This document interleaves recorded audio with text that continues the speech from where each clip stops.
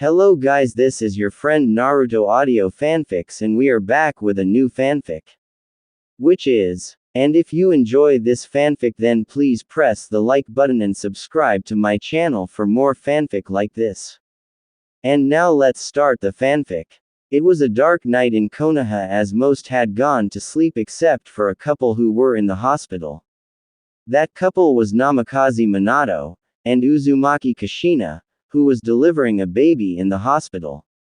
Push, push. One of the doctors told Uzumaki Kushina as they were trying to deliver the baby. Meanwhile, Namikaze Minato was anxiously pacing through the hallways as he waiting for the results of the pregnancy. There was also Kakashi there, sitting in one of the chairs and watching his sensei pacing. Don't worry, Minato-sensei. I'm pretty sure everything will go well, Kakashi said in order to try and reassure his nervous sensei, which was a sight to behold as his sensei was never nervous. I know Kakashi, but I'm still nervous about all this. I mean, this is going to be our child, Minato replied. Suddenly, he felt a hand on his shoulder and turned to see his sensei, Jiraiya-sensei. I thought you left the village already, Minato asked, surprised at seeing the Sannin. I was, but then I went by to check on you guys and didn't see you at your house. I then heard from Sarutobi that you were at the hospital and so I came here to see how's everything going. Jiraiya explained with a grin. Arigato Jiraiya-sensei. This means a lot to me and also Naruto since you will be his godfather, Minato replied with a smile. Then, Kakashi started to laugh, which got the attention of the student and teacher. And what's so funny, Kakashi? Minato asked. You actually named him after some ramen sensei? Kakashi asked while laughing. I told you it was a bad name, Jiraiya said to his student. What? I like ramen. Besides, I don't need your approval, Hentai Kakashi, and Aro Sennin, Minato said as he called the two by their nicknames. Damn it, why do you keep calling me that? I hope your son doesn't call me that, Jiraiya replied. Hentai, Kakashi repeated. Minato-sama, we're finished with the operation, but, the head doctor said as he came out of the surgery room. But what? Minato asked, and as he did, lightning struck outside. When the doctor did not respond, Minato grabbed him. But what? Minato said. It's your wife. She didn't make it through. I'm so sorry, the doctor said. This is a joke, right? You're joking, right? Minato yelled. I wish I was, but I am not. I'm terribly sorry, Hokage-sama, the doctor said. Here is the baby, sir, a female nurse said and brought a blonde baby boy with blue eyes, crying. Minato smiled at the baby and then took it from the nurse and began cradling it. Naruto, Namikaze Naruto, that's your name, Minato began to say before tears started to fall from his eyes. Minato-sensei, Kakashi said as he saw the sad look on his sensei's face. Suddenly, an explosion occurred in the village and screams of villagers could be heard. What's going on? Minato asked as the hospital shook. Hokage-sama, a demon named Kyuubi is attacking the village. He's too powerful for us to hold back, a Junin said as he appeared in the hospital. Kyuubi, that demon? Minato asked. Sensei, what should we do? Kakashi asked. Minato looked at his son for a while before he got a serious look on his face and turned to face Jiraiya and Kakashi. I'll use that jutsu to seal the monster into my son. Until then, hold him off as long as you can while I get prepared, Minato said, shocking the two men. Are you insane? That jutsu is too dangerous and you don't even know if that child can hold the demon, Jiraiya replied. Besides, isn't it a bit too much to ask your son to become the container of the demon? Kakashi asked. And who else can I use? I can't put this burden on any child other than my own. Besides, who's better fit to hold the demon than the child of the Hokage? Minato said as he looked down at Naruto, who was giggling despite the danger outside the hospital. So you're really determined to go through with this, aren't you? Well then, I will not stop you. Just make sure you don't mess up, Gaki. Jiraiya grinned. Of course I won't, Ero Sennin. Minato replied with a huge grin. Kakashi-san. Thank God you're here. One of the Junins on the battlefield said. Hokage-sama said to hold off the beast until he arrives. He will take care of everything. Kakashi said, and the Junin nodded. Yush. Everything is set. Minato said as he then picked up his son, who now had a seal in his navel. You're gonna be a hero, Naruto. Yes you will. Yes you will. Minato said as he jiggled his son a bit, making the said baby laugh. And I hope they are able to see you as the container, not the demon. Minato thought as he looked at his son with sad eyes and then headed off. Minato quickly arrived on the battlefield where there were many wounded lying down. I have to hurry. Kuchio's no jutsu, Minato said as he then performed the summoning and summoned a huge red frog. It's been a while, Minato. The frog said. Sorry for summoning you Gamabunta, but I need your help in sealing that. Minato said, pointing to the Kyuubi. Kyuubi? Huh, Che. What kind of mess did you guys get yourselves into this time? Gamabunta asked. I don't know, but right now, we have to seal it now before he destroys the entire village. Minato said as he got on top of the frog's head. Got it. Gamabunta said. What is this? A puny human in Gamabunta, the old relic of a frog. Kyuubi scoffed. You shouldn't underestimate us humans, Kyuubi. We can be quite resilient. Minato said as he then started to go through some seals. Whatever you do won't work, puny human. Kyuubi roared as it lunged toward Gamabunta and Minato. You better hurry, Minato. Even I am no match for that demon. Gamabunta said as he saw the demon head for them. I'm done. Now eat this. Shiki Fuin. Minato yelled, and then suddenly, a death god appeared behind him and the seal on Naruto activated. The Shinigami. Bakana, impossible. Are you actually going to seal me, the Kyuubi, in that child?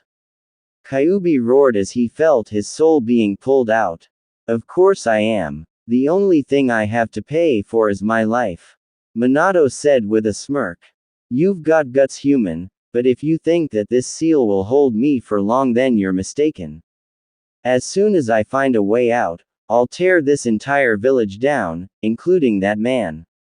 Kyuubi said before he was finally sealed into Naruto. It's done, Gua, Minato began to say before feeling an immense pain in his heart and falling on the floor. He then looked at his son and smiled. I'm sorry, Naruto, but I guess I won't be watching you grow into the next Hokage. Take care, my son. Minato said as he touched his son's face and then went cold. The little baby Naruto giggled and crawled up to play with his father's face, but then, as if he could understand what had happened, began to cry when his father did not respond and the rain began to fall down. Naruto POV. My name is Uzumaki Naruto and I'm 13 years old. 12 years ago, the Yondaime Hokage defeated the Kyuubi in order to stop the demon fox from destroying Konoha. But strangely enough, ever since the day I was born, people hated me. They glared at me with eyes that could burn brighter than the sun, and were merciless, ruthless toward me, treating me like the lowest life form that ever existed, as if I was a demon. When they would attack me, they would say, "Take that, you vile demon." Or, "My husband is dead because of you. Do us a favor and just drop dead." Basically cursing my existence and wishing for my very death, as if I died, then their pain would vanish once and for all. But I never understood why they said all this to an 8-year-old boy like myself until one day, when Sarutobi Gigi told me everything. Flashback. Where is he? Where is Naruto? The Sandaime Hokage asked the nurses as he walked around the hospital, looking for the young boy. I mean the boy is in room 302, Hokage-sama. One of the nurses answered and caught herself before calling the boy, demon, as that I would incur the wrath of the mighty Hokage, and a pissed-off Hokage was the last thing one would want to face.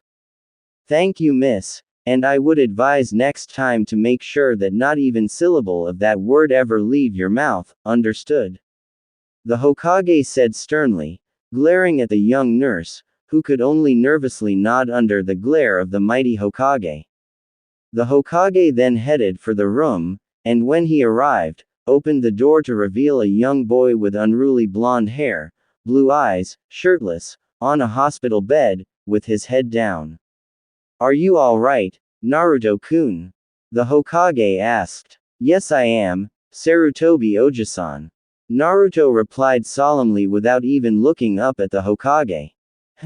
It looks like the Kyuubi healed him, since according to Kakashi, he was covered with lacerations and bruises all over his body, the Hokage noticed as he remembered the Anbu captain's report of the incident, as he was the one who brought Naruto to the hospital. Tell me something, Oji-san. Naruto started to say, taking the Hokage out of his thoughts. What is it, Naruto-kun? The Hokage asked, but then his eyes slightly widened as he saw tears coming from Naruto. Why do they treat me like this? Why do they hate me? Is it because of those pranks I pull? Whatever it is, I'll stop. Naruto said, nearly yelling as he looked at the Hokage with his tear-covered face. It's not about you did exactly. The Hokage said, sighing as he got himself in a tough situation. Could he really tell the kid the truth that he was actually the container for the Kyuubi kitsune that attacked the village 8 years old? Then what is it? Please, you have to tell me. I can't take it anymore. Every night, I fear I may get attacked by them, and even when I walk down the streets, I'm scared I might get killed. Please, you have to tell me. Naruto practically begged to the Hokage, pulling on the robes of the Hokage and crying on them. The Hokage was shocked by what the boy said and then sighed. He pats the boy on the head and then closes the door. I wished I did not have to tell you this now, but it looks like I have no choice. Naruto-kun, the reason why the villagers hate you is because you hold the Kyuubi kitsune. The Hokage revealed to the young boy. But that can't be. It was said that the Yondaime defeated the demon fox. Naruto replied in disbelief. That was a lie concocted by the council and myself in order to make sure that your generation or future generations would not know about the truth and hate you as well for being the container of the Kyuubi. The Hokage replied. So, am I truly the demon? Is that why they hate me? Naruto asked, trembling at the truth he learned. No, you are not. You are merely the container, the one that holds the demon fox at bay. The Hokage replied. But why me? Why did the Yondaime have to choose me?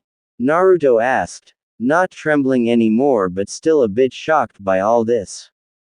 Because Naruto-kun, the Yondaime could not impose this on any children of other families.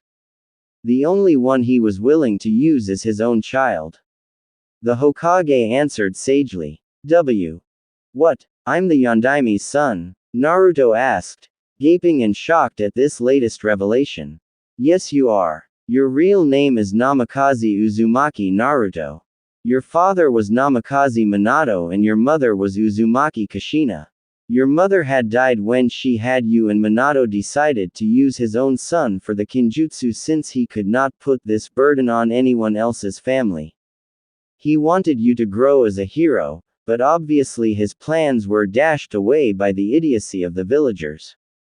Sarutobi explained, saying the last part with a hint of venom in his voice, as he could not believe the people of his own villagers would have this much hatred for a little boy. The Hokage that I admired the most was my father. Oji-san, can you tell me more about my father and mother? Naruto asked. Of course. The Hokage smiles. End flashback. Sarutobi Oji-san told me a lot about my parents and how great people they were. That is when I decided to create a dream for myself and one that I will do whatever it takes to achieve it, but first, I needed to get stronger. The academy that I was attending taught us basic jutsus like Bushin and Kawarini no Jutsu, but in order for me to achieve my goals, I needed to more than that. Normal POV. Knock knock. Come in. Sarutobi asked as he was filing paperwork.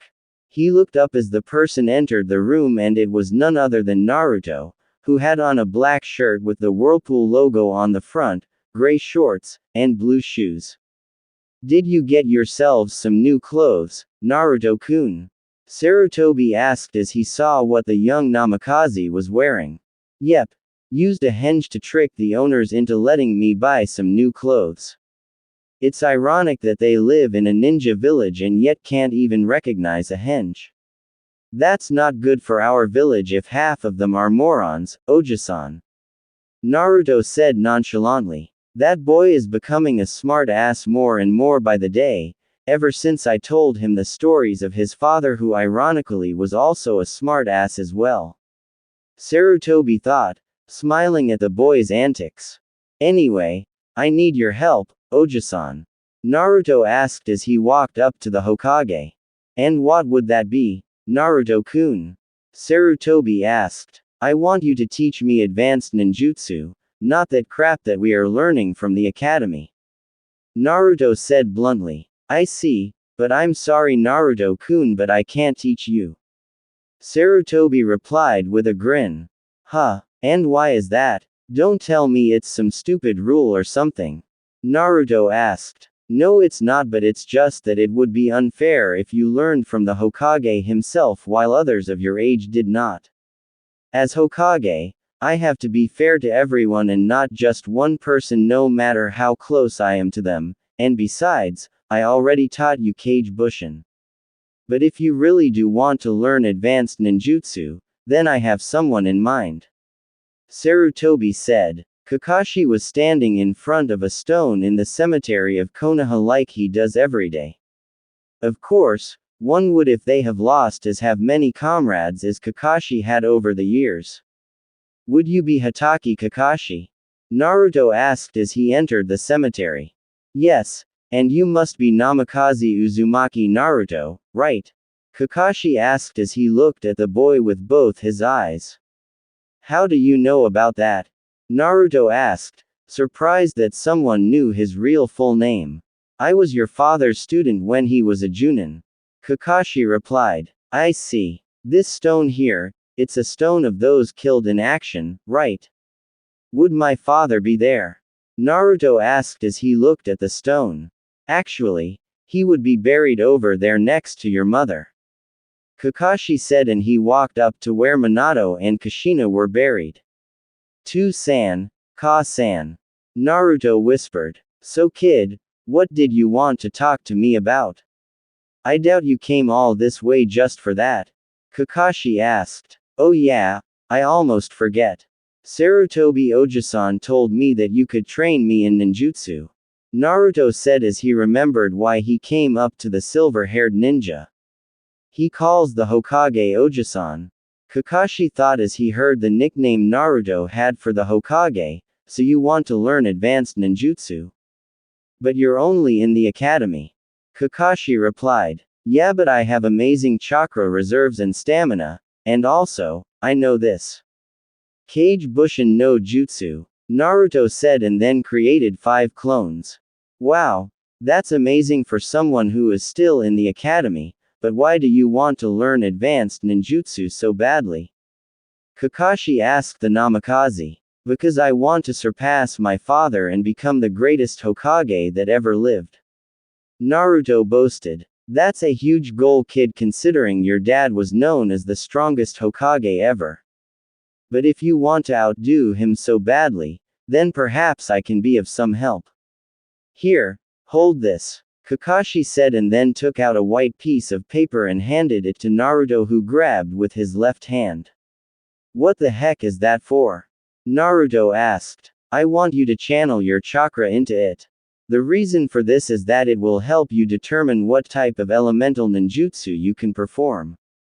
Kakashi answered. Elemental ninjutsu? You mean ninjutsu that are based on the elements of fire, wind, earth, water, and lightning, right? Naruto asked. Precisely. Kakashi replied. Okay. Here I go.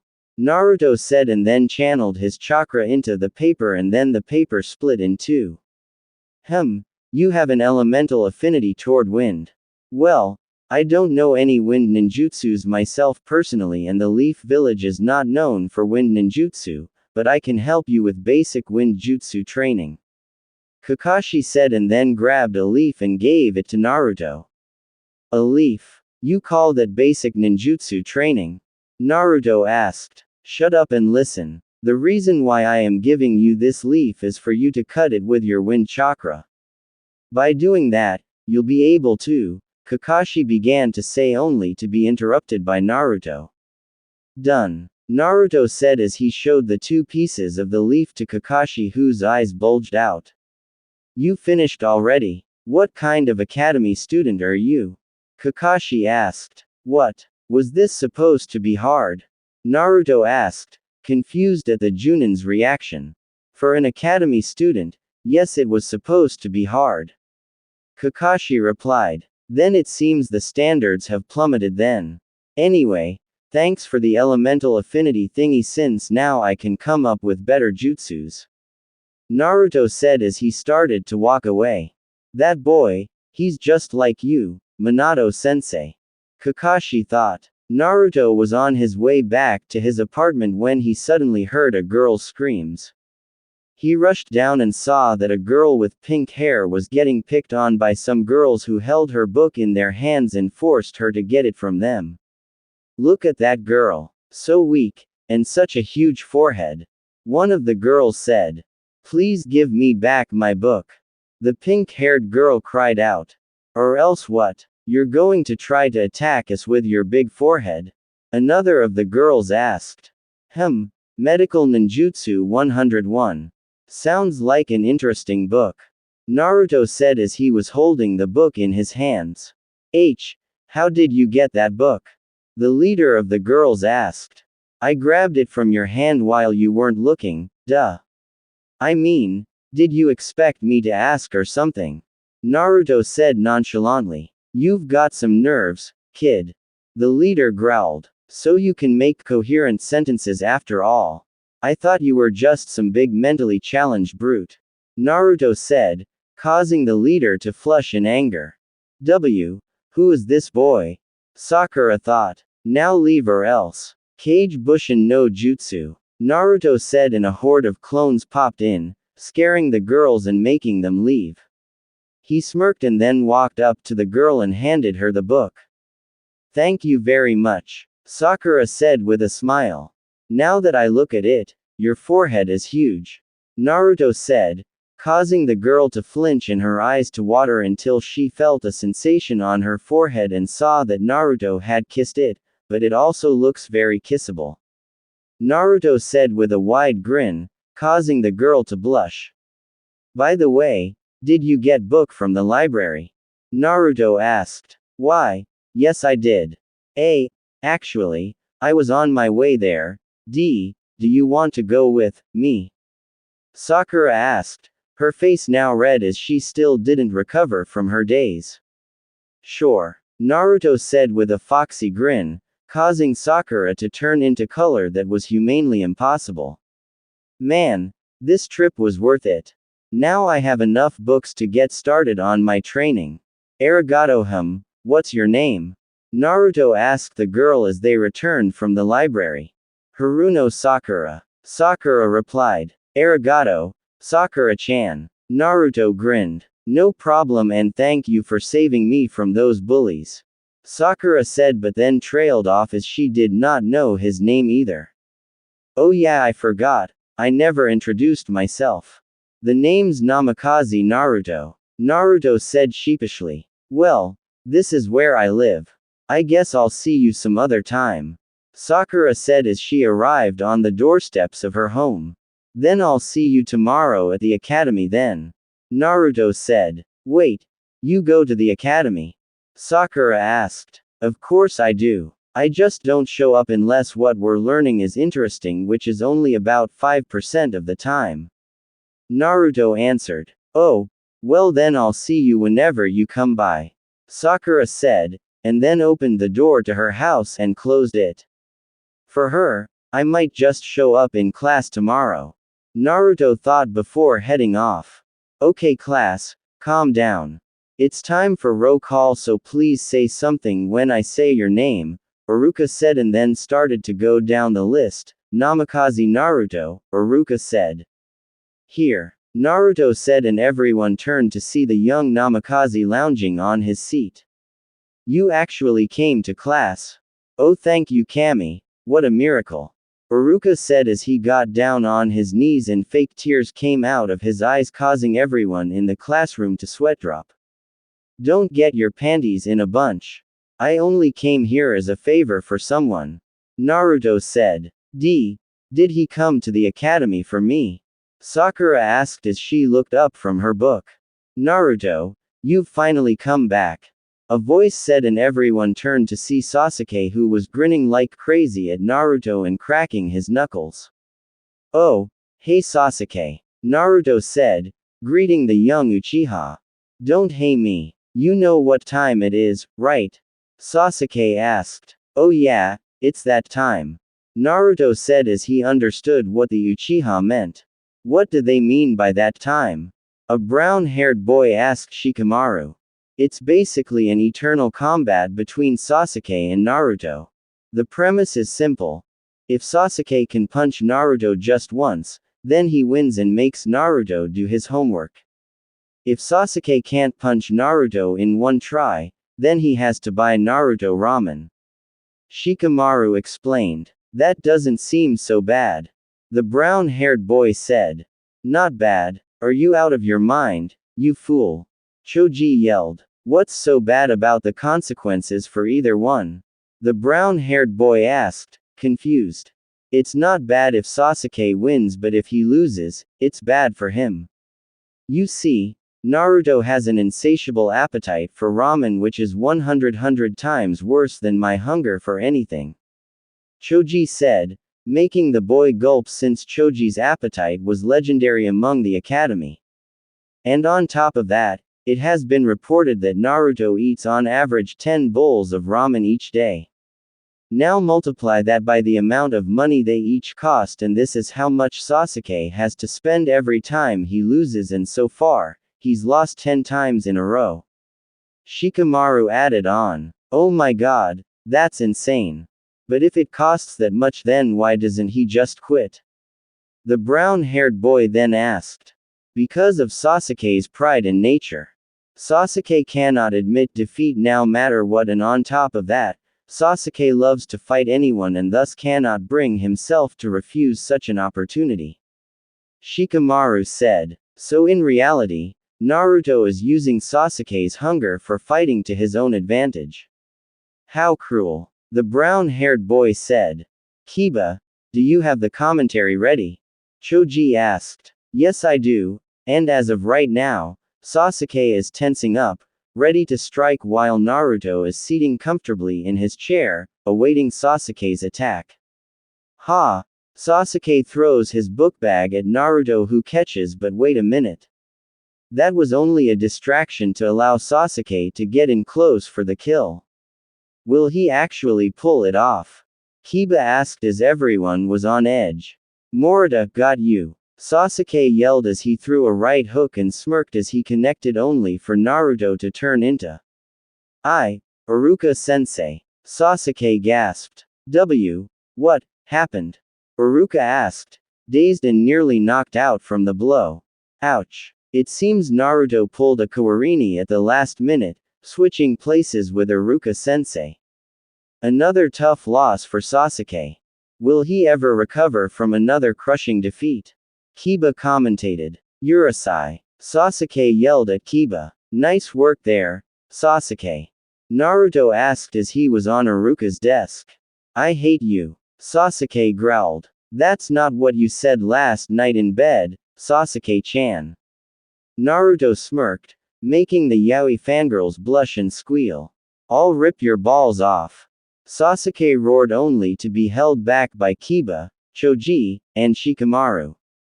Later, Naruto and Sasuke are eating ramen at Ichiraku Ramen. Ah, come on, Sasuke. You're the one who agreed to this, and besides, you can consider this as a part of your shinobi training. Naruto said to the extremely pissed Uchiha, who literally had an aura of rage around him, scaring bystanders. By the way, you should cool down because you're scaring Ayame-chan and Tuki-san. Naruto said. Akuma, devil. Ayame and her father whispered, extremely scared of the Uchiha. You're right about that, and besides, it's much more fun than what we learn in class, but be warned, I will get that hit if it's the last thing I do before graduating. Sasuke said, smirking as he cooled down. Whatever you say. Naruto replied. See you whenever you come back to class, Naruto. Sasuke said as he headed off. Naruto finished his meal and turned around to leave, only to bump into Sakura, and falling down, on top of her, causing the girl to blush furiously. Well, this is an interesting position we're in, huh, Sakura-chan? Naruto grinned, and then helped her up get off the ground. Gomen Nasai, I should have watched where I was going. Sakura said as she got her books. Did you want to see me for something? Naruto asked. Well, I was wondering if you wanted to come to the library with me. I was going to review what we've learned in class today and also get more books. Sakura asked, blushing. I didn't really pay attention to what Iruka-sensei said since I already knew about it, but I wouldn't mind going with you, Sakura-chan. Naruto said with a grin, and then the two headed off.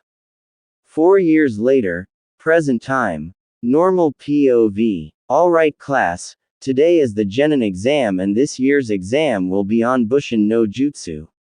When I call your name, please come to the room next door so that Iruka can begin your test. Mizuki, one of the teachers of the class, instructed.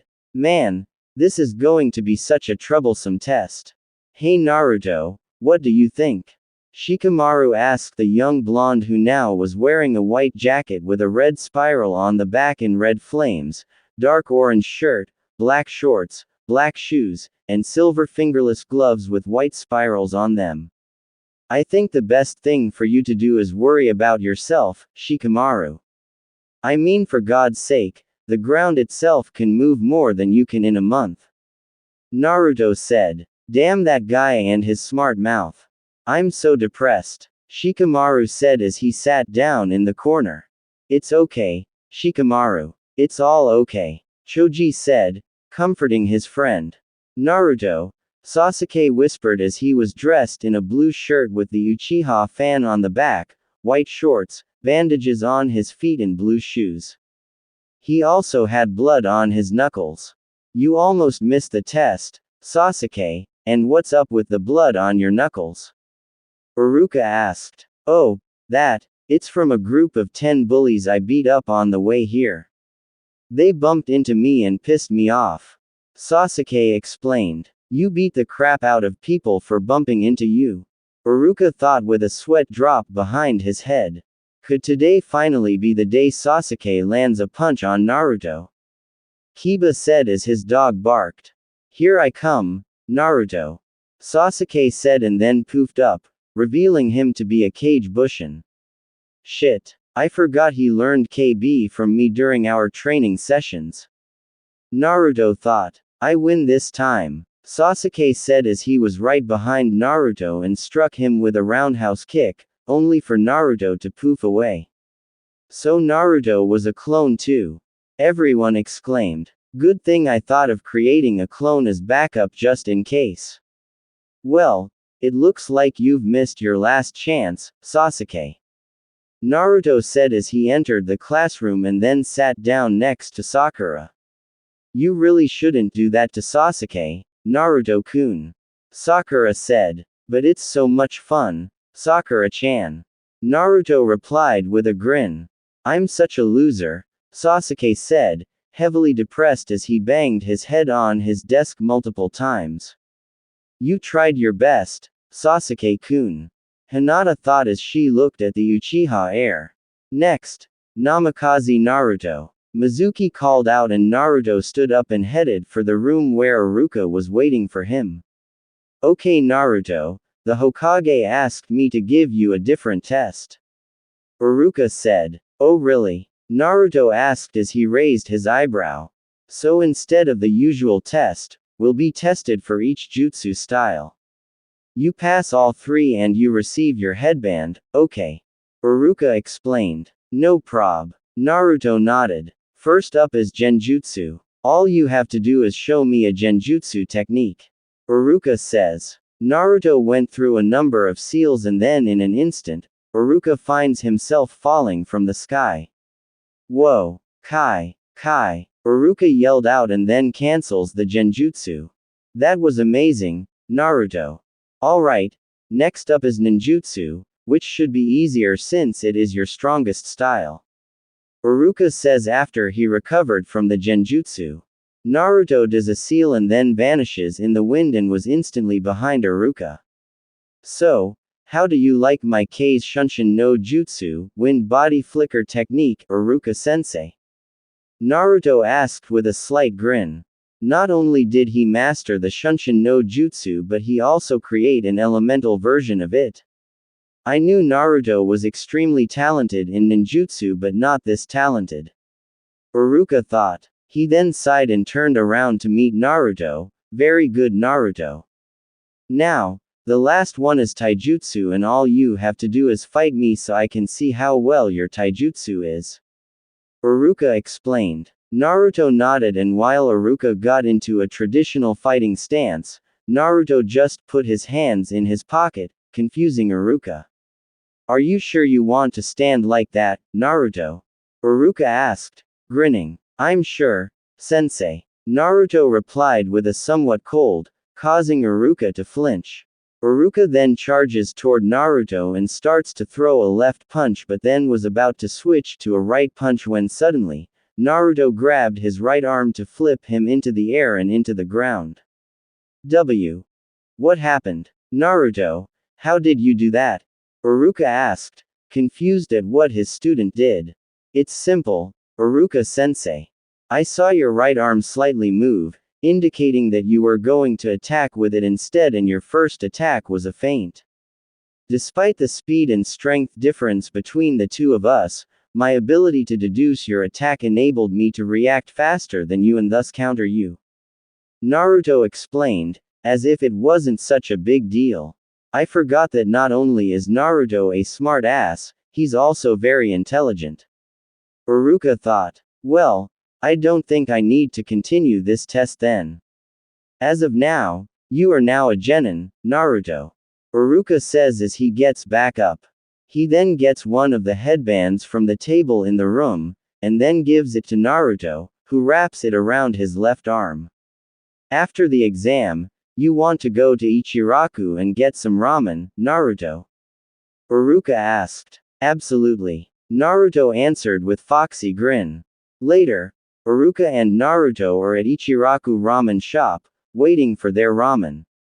I'm so happy you became a genin, Naruto-kun. The ramen shop's daughter known as Ayame said with a smile. Thank you, Ayame-chan. It means a lot to me coming from you. Naruto replied with a beautiful smile, causing Ayame to blush. He may not look like it but Naruto is a true charmer. If it wasn't for his sarcastic wit and bluntness toward people, he would have a bigger fan club than Uchiha Sasuke. Iruka thought as he sweat dropped from his former student's charms. Here you go, 2 miso ramen, on the house thanks to Naruto's graduation. Tsuki, the owner of the ramen shop, sighed as he hands the ramen to the two men. You didn't have to do that, sir. Besides, you are running a business and you need all the money you can get. Naruto protested, not wanting to get the ramen for free. Don't worry about it, consider this as a favor for one of my best customers. Tsuki replied. Thank you very much, Oji-san. Naruto said humbly and then proceed to eat the ramen. Iruka, a person yelled. When Iruka turned around, He saw a brown-haired Chunin heading toward him. What is it? Uruka asked surprised. It's Mizuki. He stole the forbidden scrolls from the Hokage Tower. The Chunin answered frantically, shocking both Naruto and Uruka. All right, I'll be right there. Uruka said and the Chunin nodded before heading off. Uruka-sensei, let me come with you. Naruto asked. I appreciate the help Naruto, but this is a matter beyond your hands. I will not allow a genin to be mixed in these things. Uruka said, rejecting the offer. You must let me come with you. Mizuki, by stealing from the Hokage, has betrayed the code of this village and thus needs to be punished. If I am to become Hokage, then I need to prove myself, and finding Mizuki is the best way to do so as a ninja of this village. Naruto said with a tone of one that will not take no for an answer.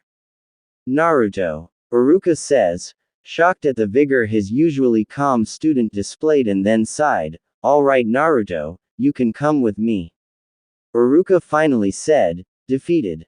The two then head off in search of Mizuki, who meanwhile was running in the forest. Yes, finally the scroll is mine. With this, I'll be able to gain immense power and crush all those who stand in my way. Ha, ha, ha, ha, ha, ha, ha, ha. Mizuki laughed as he continued to run through the forest before he is then kicked in the face by Uruka, who intercepted him along with Naruto. Hey Mizuki, here's a tip. Laughing to yourself out loud will make it easier to find you, and on top of that, it makes you look retarded. Naruto said with a smirk. You're not going anywhere, Mizuki. Uruka said. Uruka. Mizuki says, but then sees Naruto nearby, and growled, Naruto. It was no secret that Mizuki loathed Naruto for carrying the demon fox and tried to fail him multiple times, but no matter how many times he tried, he just could not rattle the young man, and that irritated Mizuki even more. Great job figuring out this shortcut, Naruto. Uruka grinned and gave his thumbs up to his student. It was nothing, sensei. Just the most logical choice. Naruto said deadpanned, and you, what kind of dumbass actually steals from the Hokage himself? Geez, no wonder I never learned anything from you, Mizuki-sensei. Naruto said, saying the sensei part sarcastically. Urusei, Yaki, Mizuki yelled. Now Mizuki, drop the scrolls now and come with us. Uruka asked the blue-haired Chunin. Never, and besides, I can't drop them since I'm not here. Mizuki grinned and then poofed away. A Bushin, Naruto and Uruka both exclaimed, shocked. He must have created one when you hit him so he can fool us and hide away. Naruto said. But where did he go? Uruka asked as the two looked around. This is bad. This forest allows him perfect hiding place, and if I remember, there was a huge shuriken on that Bushin's back, which means he does have one as well and can use this forest as a way to throw it without being detected. Naruto analyzed. He then suddenly felt something coming his way and turned around to see a large shuriken heading his way, and thus ducked to avoid it. That was close. Naruto whispered. Naruto, get out of the way. Another one is heading your way. Uruka yelled, and Naruto turned his head and saw another coming his way. Another one. But he only has one. Unless, he must have created a replication of it and threw the first one and then threw the second one as soon as I dodged the first one, thus putting me a horrible position to defend myself. Naruto thought, I won't be able to dodge it. Is this truly the end for me? Am I going to die without reaching my goals? Naruto said mentally, closed his eyes, and braced himself for the shuriken, but the blow never came, and when he opened his eyes, he saw Uruka hunched over him with the shuriken on his back. No, Uruka-sensei. Naruto says in disbelief and shock at what just happened. You must think what I just did was stupid, wasn't it? That it wasn't the most logical choice, huh? But you have to understand something, Naruto. The reason I did this was because I believe in you. Iruka began to explain. Believe in me. Naruto repeated. Yes, I believe in you, Naruto. I believe that you will become Hokage because I see one in you and as the older generation, have to protect the dreams of the next generation no matter what the cost. And also, you've become the little brother I never had, and what kind of older brother would I be if I let my Otudo die without even reaching his dreams? Iruka says with a smile and coughed some blood. How touching, Iruka. Too bad you did it for the demon boy. Mizuki grinned as he came out from his hiding place. Pathetic, really, that he decided to sacrifice his life for someone as worthless as you, but then again, this is what happens when you are a sentimental fool. Mizuki grinned darkly. How dare you hurt Iruka-sensei? Naruto growled as he put Iruka's body on the ground and then pulled out the shuriken from the teacher's back and threw it aside. There are two types of people I hate, Mizuki. People that treat others unfairly and traitors, and you, Mizuki, are the latter. Naruto says, glaring at the teacher with a cold glare. Oh, and? Mizuki asked with a tone. My dream, no ambition, is to become Hokage and also revive the Namikaze clan as its leader, and to do that, I have to prove myself as a ninja, and I will do so by crushing you, Mizuki, until you no longer retain a human form.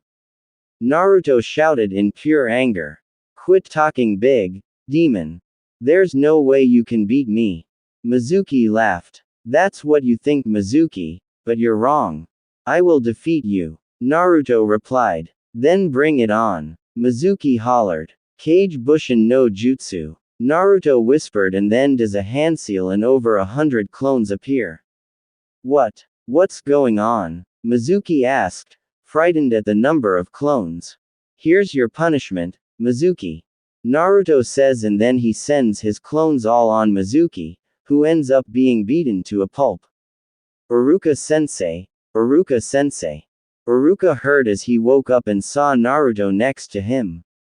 Naruto, you're alright? Iruka asked his student. I'm alright, sensei, though I wouldn't say the same for you, you're still wounded from that shuriken. Naruto replied. It's okay, but what about Mizuki? Iruka asked as he wondered about the traitor. He's been incapacitated for right now. Naruto answered, and Iruka looked up to Naruto's direction and saw the pile of flesh that was Mizuki, and Winston made a mental note to never anger the young blonde. Naruto, it looks like you will have a bright future ahead of you. Iruka thought as he looked at Naruto. Alright, sensei. Let's go. We have to bring the scroll back to Gigi and get you to the hospital. Naruto says as he puts Iruka on his shoulders. No matter what, I'm very proud of you, Naruto. Iruka says. Arigato, Iruka-sensei. Naruto says, a little embarrassed, and then adds mentally, and thank you for believing in me. Well, time to start the day. I really hope nothing stupid happens. Naruto said as he got off his bed, revealing a muscular chest with scars on it as he was only dressed in gray boxers. He goes and takes a shower and then puts on his clothes and made a cereal dish. He then makes a small prayer and eats it, and afterwards heads out with his headband on his right arm. He continues to walk until he arrives at the clearing where the stone that was created for heroes and those killed in action was located. However, he was not the only there, as Hatake Kakashi was there as well. Yo Kakashi, what's up? Naruto said as he greeted the man. Yo Naruto, came here to see your parents? Kakashi asked. Yep, pretty much. Naruto said as he walked up to his father and mother's graves and closed his eyes. Otosan, Kasan, I'm finally a genin, and soon I will meet my team, and be one step sooner to my goals. I will make you proud, don't worry. Naruto said mentally. He then opened his eyes and then started to leave for the academy, and as he did, Kakashi was looking at him go. I wonder how interesting it will be to teach Sensei's son. Kakashi thought as he reminisced about his meeting with the Hokage. Flashback. So this is Naruto's files, huh? Kakashi said as he was looking through the files of Naruto that the Hokage gave him. Yes, they are. From when you met him 4 years ago, you may have noticed how he is exactly like his father, correct? The Hokage asked as he was smoking from his pipe. Yeah, he's a genius and a smart ass like his dad, alright. Kakashi replied as he remembered how Minato used to act. And not only that, but like his father, he possessed the same wind affinity and has a high talent for ninjutsu, even being able to perform a Kei's Shunshin no Jutsu. And finally, he sent Mizuki to the hospital in a coma, the Hokage explained, the last part with a smile as he was proud of the young blonde's achievements. I knew about the Mizuki incident, but I did not know he already knew Shunshin no Jutsu and even made an elemental version of it. He is truly like his father when it comes to ninjutsu. Kakashi said, quite surprised at the blonde, but then that should not be a surprise considering that the child had already learned the basic exercises of wind affinity at age 8. So, I decided to put him on your team so that way you can help him, and I also decided to put the Uchiha and Haruno on his team as well. The Hokage said, the Uchiha and Haruno, are you trying to make my team a well-rounded team? Kakashi asks. You can say that. With Naruto's high aptitude in ninjutsu, Sasuke's in taijutsu and Sakura's in genjutsu, they can not only learn from another very well but pretty much can be a force to be reckoned with. Also, it has been reported to me by Iruka that all three of them are very good friends, especially Sasuke and Naruto, who are rivals as well. The Hokage explained. This looks like it's going to be fun. Kakashi says with a smile that was shown on his mask. End flashback. Okay, Ka-san, I'm leaving now to find out who my team is. I'll be back later this afternoon. Sakura said as she then closed the door and then headed off. On the way, she met Ino, her best friend who was leaving her house as well. So Sakura, ready for our big day? Ino asked. I don't know, I did review the entire curriculum of our entire 4-year program, so I should be ready for the team meetings today. Sakura answered, making Ino sweat drop at her answer and look at her quizzically. What, is something wrong, Ino-chan? Sakura asked. You do realize that we are only going to meet our teams, right, Sakura? Ino asked. I know, but I just wanted to be ready for anything. Sakura replied sheepishly. Just admit that you just wanted to read for the heck of it, bookworm. Ino grinned. I guess so. Sakura replied, scratching the back of her head, but then flinched when Ino got real close to her. What's going on? Sakura asked. So Sakura, when are you and Naruto going to go to second base? Ino asked with a smirk. Ino, we're not like that, Sakura replied with a reddened face. Oh please, everyone in the whole school knows you guys love each other and have been dating for 4 years now. Ino said. And what about you? Huh? Aren't you dating someone right now? Sakura asked, trying to change the subject. Please girl, Yamanaka Ino is Konoha's #1 single woman and tends to stay that way for a long time. Now back to you and Naruto. Ino said as she flipped the subject back to Sakura and Naruto. Ino. Sakura moaned as she knew her friend would not let her off the hook that easily. Uchiha Sasuke put on his blue shirt with the Uchiha logo on the back, white shorts, blue shoes, headband, brown backpack and fingerless gloves before heading out of his apartment. Nice job on becoming a genin, Sasuke. The voice of a man said behind Sasuke. Why are you here? I thought you were going around, gathering information and techniques. Sasuke replied without ever turning his head around to look at the man. Don't be that cold, Sasuke. Can't someone congratulate their pupil? The man asked. Whatever, I'm going, Sasuke said smirking as he headed off. That kid, no respect for his elders. The man said, chuckling. Naruto entered the classroom where most of his classmates were already staying in their seats. He then walked to far right row of the class and sat on an empty chair. Few minutes, Sasuke entered the classroom and sat down next to Naruto, and immediately, everyone began to tense up. How cute. You're sitting next to me even though you can't hit me anymore. Naruto grinned. I hate you, Sasuke said, glaring at the boy. That's not what you said during our passionate love-making last night, Sasuke Uke. Naruto chuckled, causing the yaoi fangirls to once again squeal with hearts in their eyes. Shut the up, Naruto, and you girls mind your own business. Sasuke roared. Ah, come on, lighten up, Sasuke. In a few minutes, we're going to go our teams so we can begin our days at Genin's. The least you could do is become nicer. Naruto said. Like hell I will. Just you, like you, I have a reputation to uphold. Sasuke said. What do you mean like me, and what reputation are you talking about? Naruto asked. Just like you have your reputation for being a smart ass, I have my reputation for being a badass, and badasses are not nice. Sasuke growled. So that's your reputation? I thought your reputation was that of a repressed emo. Naruto said with a grin. Just ignore what he said, just ignore it. Sasuke thought as he was telling him so in order to control his temper. Ohio, Sakura-chan, Naruto said as he saw Sakura come into the classroom along with Ino. Hello Naruto-kun.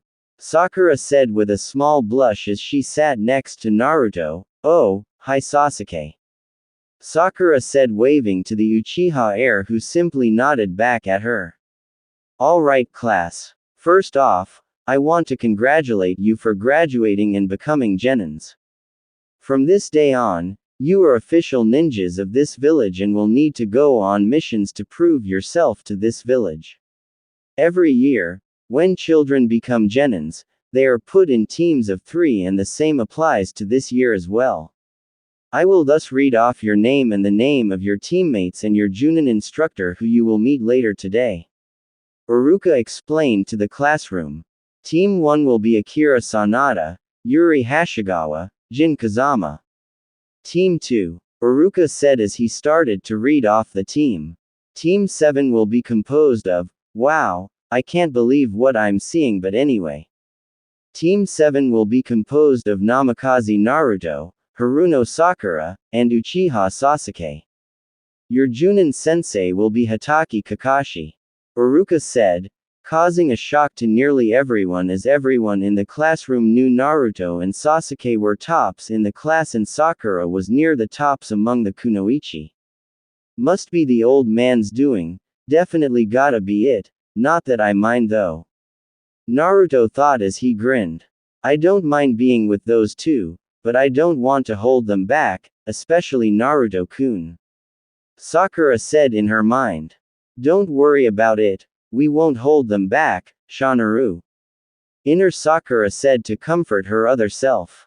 I could care less who is in my team as long as I get the chance to go on missions and get stronger, though with these two, I won't be held back, though I wish she was on my team.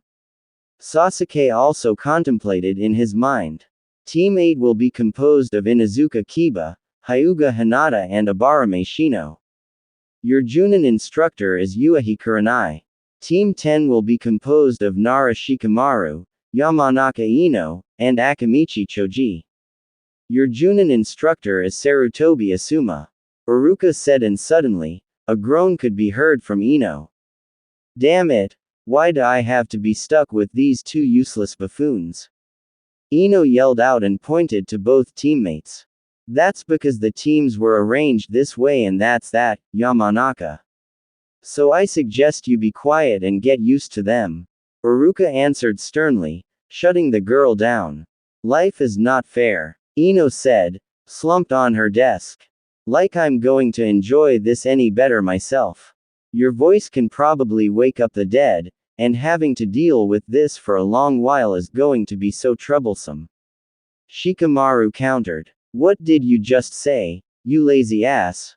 Ino roared. Ino, Uruka said, causing the girl to shut up and Shikamaru to snicker while Choji was eating his chips.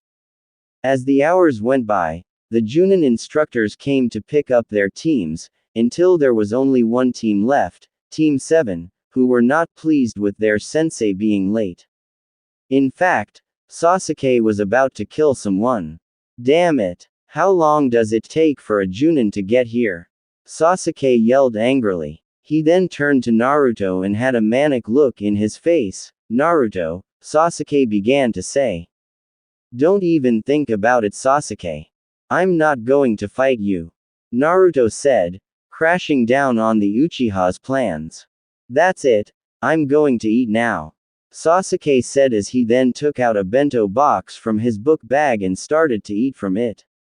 Sasuke, that bento box looks so cute. Sakura said as she noticed his well-made box. Yeah, Sasuke. Who made it for you, your girlfriend? Naruto snickered, but then both Sakura and Naruto were surprised when Sasuke nearly choked on his food upon hearing the word girlfriend, and even blushed. Okay, Sasuke, what's her name? Naruto asked, grinning as he wanted to hear the juicy info. Naruto-kun, I don't think it's right to ask him such a question. Sakura said. Ah, come on, Sakura-chan. What's wrong with me, as a teammate no less, wanting to know the name of Sasuke's girlfriend? Naruto replied. Shut up, Naruto. I'm not telling you anything. Sasuke said. You're no fun. Naruto pouted. Anyway, this sensei better come quick or else I'm shoving a kunai up his. Naruto said. I'm sure he has a good explanation to why he is late anyway. Sakura said. That damn sensei better get his here right now or he's dead, Shanaru. Inner Sakura, on the other hand, said. He better or else he's toast. Sasuke growled as he returned to his seat. Achoo. Someone must be talking about me, hopefully a pretty lady, Kakashi said as he sneezed on his way toward the classroom. He opens the door, and was about to greet his team but then was met by three young genins glaring at him, and if looks could kill, Kakashi would be dead by now. Oh. Okay. My name is Hitaki Kakashi and I'm your Junin sensei. Sorry if I'm late, but I had to help an old lady escape from a burning building. Kakashi said as he introduced himself. Really? You had 3 hours and 20 minutes to come up with an excuse and this is the best you could come up. My god, you suck. Not only do you come late, you can't even come up with a decent excuse, and what's worse, it wasn't even funny. What are we going to do with you, huh, Kakashi-sensei? Naruto said and then shook his head in disappointment. Alright then, team, meet me on the roof now. Kakashi said, ignoring Naruto's comment, and then poofs away. The genins then walked up all the way to the roof where their sensei was waiting for them. Alright team, we're first going to start this meeting with introductions. Kakashi says. Introductions? Sakura repeated, confused. Yeah, introductions. You basically tell me your likes, dislikes, hobbies, and goals. Kakashi explained. Well, since you were late and we know shit about you, how about you start first, sensei? Sasuke asked with a smirk. Looks like we got a potty mouth here. Anyway, my name is Hitaki Kakashi. My likes, dislikes, and hobbies are none of your business, and my goals are also none of your business. Kakashi said. Wow, that was the most incredible speech I have ever heard in my entire life. Nothing sort of amazing, Naruto said as he even clapped his hands a couple of times. Note to self, go to a therapist in order to prepare for a barrage of sarcastic insults at the hands of a mini version of your sensei. Kakashi thought. Alright, let's start with you, Blondie. Kakashi said. That was actually clever, Kakashi-sensei. There is hope for you after all. Naruto said, causing his sensei to glare at him before he resumed. My full name is Namikaze Uzumaki Naruto. My likes are training, ramen, Sakura-chan, my parents, and pissing people off. My dislikes are traitors, people that treat others unfairly, and evil. My hobbies are to create new ninjutsu techniques, read, and coming up with new ways to piss people off. My goals, no, my ambition is to become the strongest Hokage to ever live, create a new clan for my family, and become Konoha's most legendary smartass. Naruto said, finishing with a grin. We're doomed. Kakashi thought. Alright, your next blossom. Kakashi says to Sakura. My name is Haruno Sakura. My likes are learning about medicine, plants, and Naruto-kun, Sakura says and slightly looks at Naruto before continuing. My dislikes are unfair people, bullies. My hobbies are growing new plants, read books, and helping out with the kids at the orphanage. My goal is to become a strong kunoichi and medic nin. Sakura finished. It seems she has a crush on our Namikaze, but at least she shows a lot more focus on her kunoichi training than most girls her age does, Kakashi thought. Alright, you're last, Uchiha. Kakashi said to Sasuke. My name is Uchiha Sasuke. My likes are fighting and learning new fighting styles. My dislikes are annoying people, weaklings. My hobby is training, beating the shit out of people that piss me off, Sasuke said, only to be interrupted by Naruto. Which is basically 97 of all of Konoha. Naruto said. Shut up, Naruto. Anyway, my ambition is to become the strongest Uchiha that ever lived and also revive my clan. Sasuke finished. Very interesting, though underneath it all, one can still see his need for revenge, but it's nice to see he has not allowed it completely rule his life. Kakashi said mentally. Alright guys, thank you for your introductions. Now, what are we going to do next is going lots of fun. Kakashi grinned. What do you mean by fun, sensei? Sakura asked a little worried. What I mean is that we are going to have ourselves a little training and survival exercise, just the four of us. Kakashi revealed. But we already did something like this back in the academy, sensei. Sakura said. On top of that, why is this necessary when you already know our capabilities from our academy reports? Naruto added. And besides, shouldn't we be starting on mission instead of wasting on some stupid exercises? Sasuke asked. The reason for this is that these exercises you took in the academy were only child's play compared to this one. This time, you will be up against me, a Junin, in the real world. And also, out of the 27 graduates, only 9 will become Genins while the others are sent back, thus giving this entire test a 66 dropout rate. Kakashi explained grimly, leaving the Genins shocked. That's insane. Sakura said. Now you got me interested, sensei. Sasuke grinned. So I will determine if you are worthy or not of becoming ninjas tomorrow at the training grounds. Bring your ninja equipment and meet at 5 a.m. Kakashi instructed and was about to leave when. Bullshit. Naruto blurted out. What do you mean by that, Naruto? Kakashi asked. There's no way in hell you're showing up at 5 a.m. I mean, you couldn't even come to a 12 o'clock meeting on time. Naruto said. Just come at 5 a.m., I'll be on time, I promise.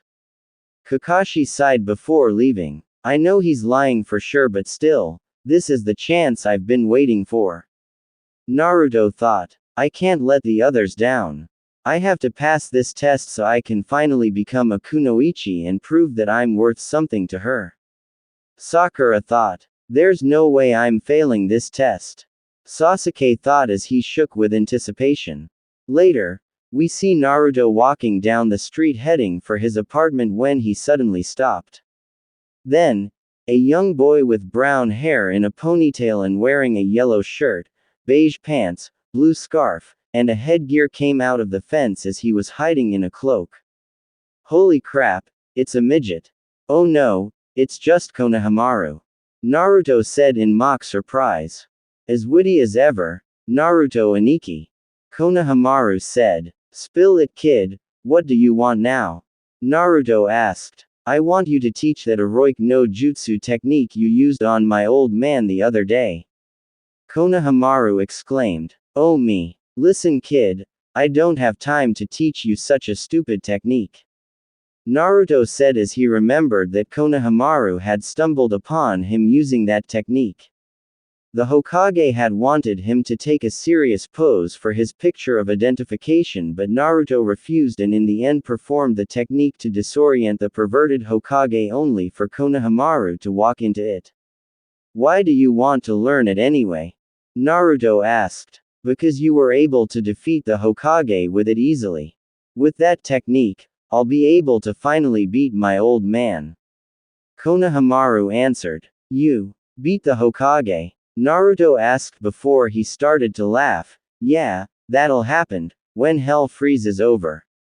Naruto said as he continued to laugh. I'm serious. I am going to beat that old man. Konohamaru said. Alright, don't get all pissy on me. Come with me, I'll teach you the jutsu. Naruto said and Konohamaru quickly nodded and walked along with him.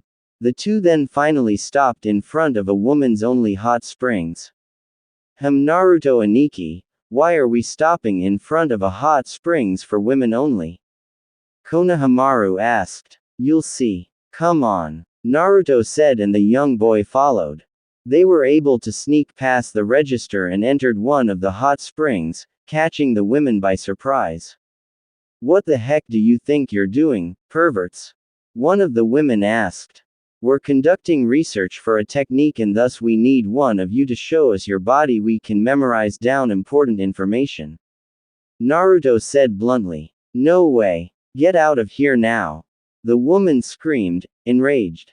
Listen ladies, the faster we do this, the faster we can leave and how about this? As a bonus, I'll even give you guys a massage for free. Naruto said. Wow Naruto Aniki. I have never seen things like this before. Konohamaru said with his face all red. Yeah and I can't believe how much money I made with these massages and also the phone numbers I got. Naruto said smirking. So, am I going to learn it now? Konohamaru asked. Yep. Naruto said as they then stopped in a training field. Now all you have to do is transform into a woman using what you have seen in the hot springs, okay? Naruto said. Okay. Henge. Konohamaru said. Where is he? Where is young master Konohamaru? Ebisu thought as he was looking for Konohamaru everywhere. I knew I should have never went peeping while watching over him. He's probably with that smart-mouthed nine-tails brat. Ebisu thought. It's official Konohamaru. You have no talent whatsoever as a ninja.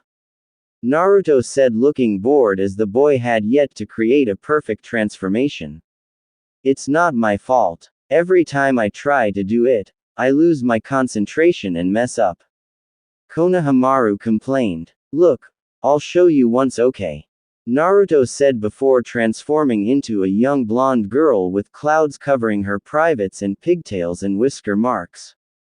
He then undid the jutsu. See? Not so hard is it?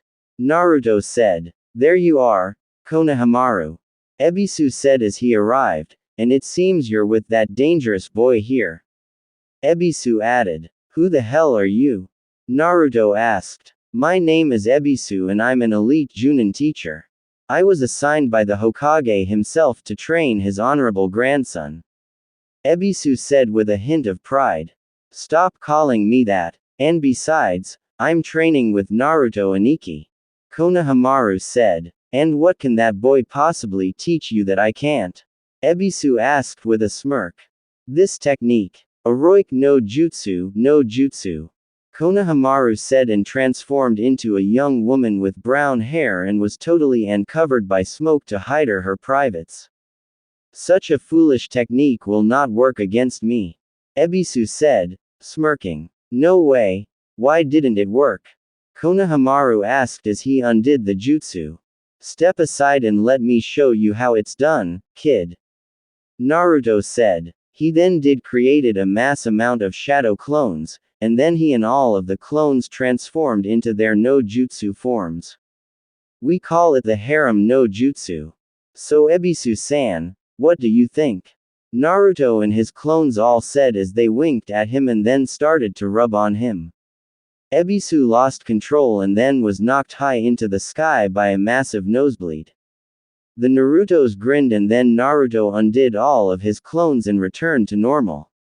That was so awesome, Naruto and Ikki. Can you teach me that too? Konohamaru asked. Sorry kid, I gotta go. Besides, how the heck are you gonna get stronger if you keep asking other people to teach you jutsus? Naruto asked. What do you mean by that? Konohamaru asked. What I mean is that if you want to make your own path, you have to do it on your own. No one is going to help you get stronger except for you and you only. So stop asking people to teach you jutsus all the time and invent your own jutsus. Naruto said. Okay. Naruto and Ikki. I'll do that from now on and create my own awesome jutsus. Konohamaru said. Naruto waved to the kid and headed back to his apartment. Sunset turned into night as everyone went to sleep except for 3 people. 324 quintillion 325 quadrillion 326 trillion 327 billion 328 million 329,330. Sasuke said as he had completed 331 handed push-ups. He then wiped the sweat off his forehead and drank from a bottle of water before looking at a picture of his family, and his face started to sadden. Don't worry, I'll make things right. Sasuke said. Alright, I finally completed all of my books. Sakura said as she took off her glasses and breathed a sigh of relief, I'll be able to pass this test now. Sakura said with a smile. Kunais, check. Shurikens, check. Jutsu scrolls, check. I think I'll be ready for this test. Naruto said. Sakura, Naruto, and Sasuke all arrive at the training ground the next day nearly half asleep. Hey, they all said to each other. 4 hours later, they were nearly sleeping when suddenly, Kakashi appeared. Ohio Mina, hi everyone. Kakashi said as he arrived on the grounds. You're late. They all shouted at him. Sorry, but an old lady needed help from a group of bandits that were attacking her, and Kakashi began to say but then stopped as his students were glaring at him and not buying his lie, causing him to sweat drop. Okay. Moving on. The first test will be a training test. The objective is simple, all you have to do is fight with everything you got. If you can last with me for 10 minutes, you will pass the test. Simple to understand, right? Kakashi smiled. Simple to understand, but not simple to accomplish. I can feel it, he's definitely not your average Junin. Naruto thought. If there are no questions, let's begin. Uchiha Sasuke, you're up. Kakashi said and the Uchiha grinned. It's about time. I've been itching to kick your. Sasuke said with a grin as he walked up to his sensei. Don't get too, kid. Kakashi said. Sasuke smirked as he got into his stance and stared at his sensei. 2 meters, that's my best range. If I am further than that, I won't have nearly as much success. But that guy is a Junin, which means he's an elite and thus won't let me get close to him easily, which means I'll have to find a way to close the distance. Sasuke thought. Uchiha Sasuke. His strength and speed are above that of a normal genin and his taijutsu is said to be the top of his class. If he wants to achieve maximum damage, then he'll have to get close to me, probably about 2 to 3 meters at best, and he probably already knows I'm not going to let him get that close so easily. Kakashi thought. Here I come. Sasuke yelled out and started to do some seals and then reared back as he breathed in. Kaden. Gukyaku no Jutsu, Grand Fireball Technique. Sasuke yelled out and fired a huge fiery blast at Kakashi. Raiden. Musei Raiko no Jutsu, Lightning Release, Silent Lightning Technique. Kakashi whispered as the fireball engulfed him. Not bad for a fire jutsu. Naruto said. But do you think he got Kakashi-sensei? Sakura asked. Not a chance. Naruto replied with a smirk, and on cue, Kakashi was nowhere to be found. Where is he? Sasuke thought as he looked around for his sensei, and then he quickly ducked as Kakashi was behind and tried to hit him with a right roundhouse kick to the head. Good reflexes. Oh wait. This isn't good at all. Kakashi thought as he realized something. You're in my range, Sasuke said with a grin, and then unleashed a volley of punches at Kakashi, who was forced to block. I was careless. I thought I could have had him with my silent lightning technique, which allows me to use lightning chakra to cloak myself and thus allowing me to move unnoticed. But in reality, it was part of his trap. He knew he couldn't close the distance, but he knew I could close the distance. So in actuality, he anticipated that I would evade his previous technique and try to counter him at close range. Kakashi thought as he analyzed the string of events. Ryu Senpuu, Dragon Hurricane. Sasuke yelled and jumped in the air and throws two spinning kicks at Kakashi, who was able to block them. I'm not done yet. Dragon Cutter. Sasuke yells and then brings his right leg down like an axe and strikes Kakashi upside the head with it. No way. Sasuke got Kakashi-sensei. Sakura said, surprised. No. He missed. Naruto countered. Sakura looked confused for a second until Kakashi turned into a piece of log. Kawarini. Sakura said in surprise. Shit. Where is he? Sasuke cursed angrily as he looked for his sensei. Behind you. Kakashi simply said as he reappeared behind the Uchiha and then connected with a kick to the ribs, knocking the boy away.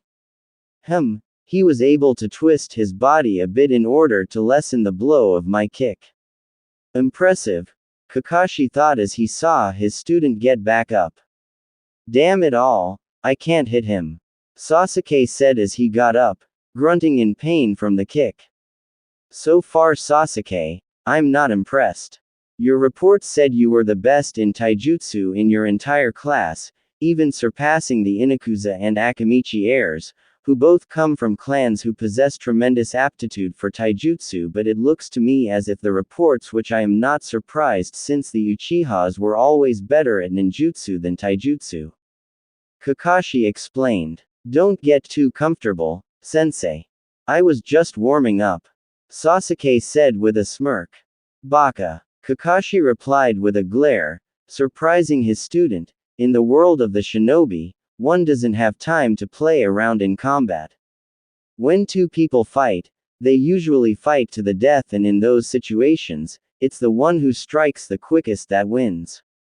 Playing around will only allow your opponent more time to live and also more time to adapt to your strategy until they find a way to kill you, even though they should have been dead a long time ago. Kakashi explained. Fine, if you want me to go all serious, then that's what I will do. Hyakyaku, swift leg, Sasuke said, and then instantly reappeared behind Kakashi before anyone could register it. He's so fast now, Sakura exclaimed. But what is that technique? Naruto asked. Kakashi turned around and prepared to block Sasuke's incoming left hook when the former disappeared again and reappeared in front of Kakashi and delivered a sweep kick. Fortunately, Kakashi was able to flip away to avoid, but as soon as he stood back up, Sasuke was right behind and threw a Ryu Senpuu, which Kakashi was able to block. Sasuke then puts one to the ground to keep from falling to the ground and then shot his left foot up to try to knock Kakashi in the air from under his chin, but the Junin was able to back up slightly to avoid the blow. An opening, Kakashi said as he then threw a right hook at Sasuke, who jumped back to avoid the blow but then was stunned by an unknown force, which then allowed Kakashi to knock him back about 5 meters with a roundhouse kick to the face. What the hell was that? It was as if I was shocked by some electric force or something. Sasuke thought as he stood back up. That movement technique, did you create it all by yourself? Kakashi asked. Yeah, I did, Sasuke replied. It's pretty impressive for someone from the academy.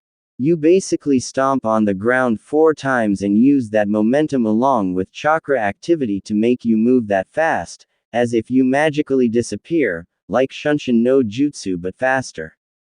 Kakashi said. It's definitely faster than my K's Shunshin no Jutsu, that's for sure.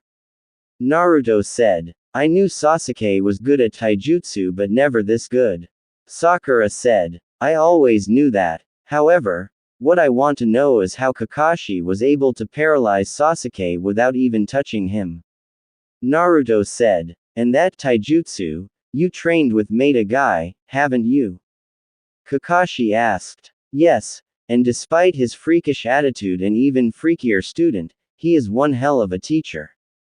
Sasuke answered. Achoo. Maida guy sneezed while in the midst of training with his team. What's wrong, Guy-sensei? Lee asked. Oh nothing, for some strange reasons, someone has mentioned me. Guy answered. Could it be that they are thanking you for influencing them with your flames of youth, sensei? Lee asked, ecstatic. Of course, that is the only explanation. They were so touched by my flames of youth that they spoke my name as a way to thank me. You're such a genius, Lee, that's why you're my precious student. Guy said, and then tears started to stream down from his face. Guy-sensei, Lee said, also with tears streaming down his face. Lee. Guy replied, and then both teacher and student hugged each other as for some unbelievable reason, a sunset appeared in the background along with water waves. Why did we have to be stuck with these two morons? Neji asked, embarrassed by the way the teacher and student were acting. Because someone hates us and wants us to suffer. Ten answered, and they both sigh. This time, you're mine. Sasuke said, and then disappeared once more and then reappeared right in front of Kakashi, and before the latter could react, Sasuke fired a point-blank fireball at him, engulfing him. Great job burning up our sensei, Sasuke. Naruto said. Oops, maybe I did go a bit too overboard. Sasuke said, laughing nervously. Raiden. Reigaken lightning release. Lightning Fang Fist. Kakashi as he was coming from above with his left fist engulfed in electricity. Sasuke was able to dodge it to his right and Kakashi ended up punching the ground, leaving a big hole. You're in my range again, sensei. Sasuke said with a grin as he was about to hit Kakashi with a roundhouse kick only for Kakashi to bring his left fist upward from the ground and then smacked Sasuke in the face with a left hook uppercut, knocking the boy back about 8 meters. Thought you had me, didn't you, Sasuke? Kakashi asked. Yeah, I could imagine you being a burned corpse by now. How the hell did you escape my fireball from point-blank range? I even used it in combination with Hyakyaku technique. Sasuke asked, frustrated. It's simple really. I was able to read your seals while you were performing your high-speed technique and thus allowed me to react accordingly. Kakashi said. No way. You were able to actually keep up with both my sealing speed and movement speed. Sasuke asked in disbelief. Precisely. It was not a bad tactic to be honest, but if your opponent can read your seals then they can anticipate your technique and thus react accordingly. Kakashi said. That makes sense, but one thing I need to ask. How were you able to paralyze me without even landing a blow on me in our previous exchange? Sasuke asked. Because of my lightning chakra, of course. Kakashi said as he emitted electricity around his right hand. Of course. Electricity can not only shock but also paralyze a person's body, rendering them immobile. Sakura said. And of course, I masked that electricity with my chakra in order to make it invisible to the human eye so that way you wouldn't notice my trick. Kakashi said. So you're not just a person with chronic tardiness, huh, Kakashi-sensei? Naruto said. Anyway, Kakashi said, ignoring Naruto's smart comment with great restraint, you've passed this exam. You showed great capacity in becoming a genin and that is what I wanted to test. Now up next is Sakura-chan. Kakashi said. Me. Sakura asked, nervous. I do believe we only have one Sakura in our team. Kakashi said. Don't worry Sakura-chan, you'll be just fine. I mean if Sasuke Baka here could go toe-to-toe then someone much smarter than him can easily do the same. Naruto said grinning as he knew he had earned a glare from the Uchiha heir. If Naruto-kun believes in me, then that means I can do it. Sakura thought as she gained her resolve and then walked up to her sensei. Then, Kakashi jumped back a couple of meters to put even more distance between them. Why did Kakashi just do that? Sasuke asked. It's because Sakura is a genjutsu-type shinobi. The maximum range for a genjutsu is about 10 meters exact and so for Kakashi to avoid falling into one, he decided to stay out of that range. Right now, he's about 13 meters from Sakura. Naruto explained. But wait a minute, genjutsu is simply an illusionary technique that confuses the five senses, right? So why the need for distance? Sasuke asked. Because genjutsu requires the caster to emit chakra from their body into the opponent's body to take effect. By staying away from the caster, you have a higher chance of evading that chakra flow. Naruto explained. Ready, sensei? Sakura asked. Ready as I'll ever be. Kakashi replied, no matter what genjutsu it is, she'll never be able to hit me with it. A genjutsu's maximum distance is 10 meters at best and the distance between me and her is approximately 15 meters. Kakashi thought but then his eyes widened as Sakura dissolved into Sakura petals and then he found himself in a forest full of Sakura petals on the ground and Sakura trees. What in the world? She got me with a genjutsu from that distance. But how? Kakashi thought and he then tried to cancel the genjutsu but found himself stuck in it. I can't release the genjutsu. Kakashi thought. Suddenly, petals flew around him and started to cut him in the arms and legs. Kakashi tried to cancel the genjutsu again and again as he avoided the petals but found himself unable to do so. This genjutsu is unlike anything I have seen so far. Usually, the maximum range for a genjutsu is 10 meters at max and hence why I distanced myself to an exact distance of 15 meters. And also, I made sure not to look at her eyes in case it was an eye-induced genjutsu and made sure to watch out for anything that would reveal the genjutsu. I took all of the precautions and yet I was caught in her genjutsu and what's worse is that I can't release it. Kakashi thought but then his eyes widened as he realized something. Flashback. Ready, sensei? Sakura asked. Ready as I'll ever be. Kakashi replied. End flashback. She caught me as soon as she said those words, that was the activation for her genjutsu. Kakashi thought as he figured out what happened. Okay, let's review this. Her genjutsu is obviously longer than most genjutsus and she activated it via her voice. Also, this genjutsu can't be cancelled like any other genjutsu which means that in order to cancel it, I have to find the caster and weaken or defeat them. As we speak, she is probably hiding in a spot in order to attack my weak point and defeat me which means I have to fish her out now. Kakashi thought and he then closed his eyes and electricity started to emit from his hands.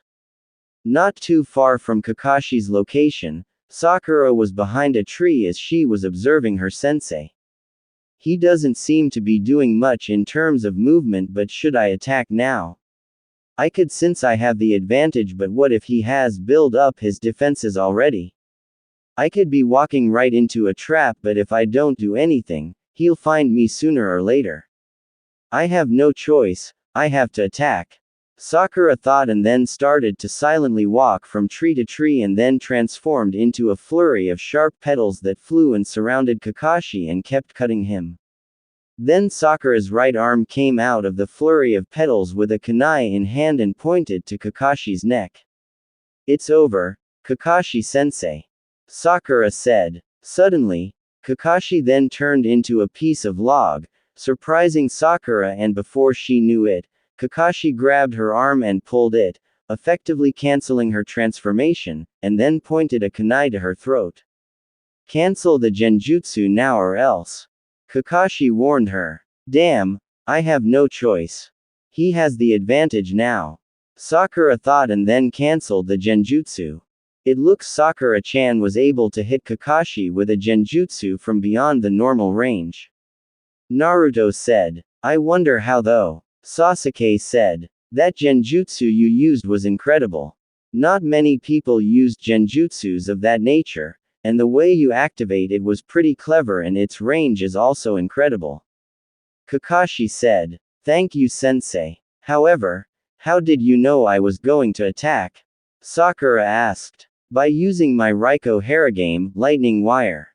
Kakashi said. Lightning wire? Sakura asked. I basically manipulated my lightning chakra and turned it into thin electric wires that are extremely hard to see via the eye.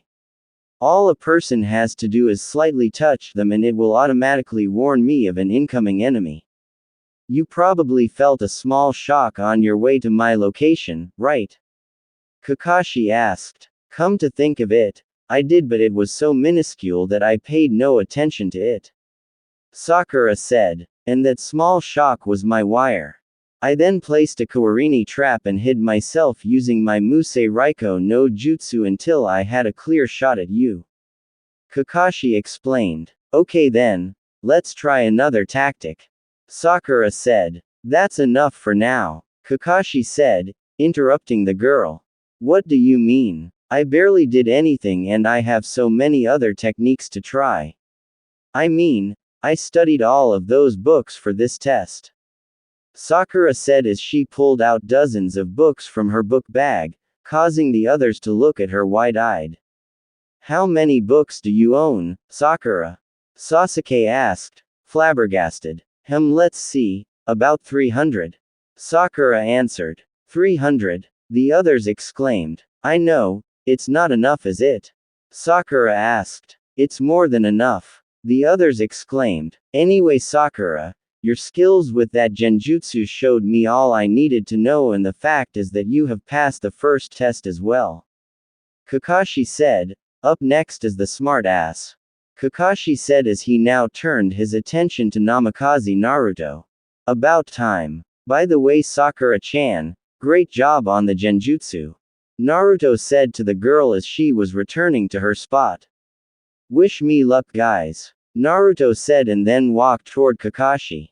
Now, I finally get the chance to see what the son of sensei can do.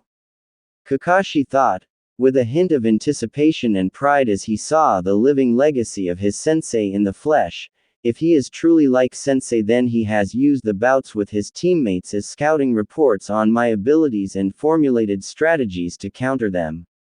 Kakashi thought. Hitaki Kakashi.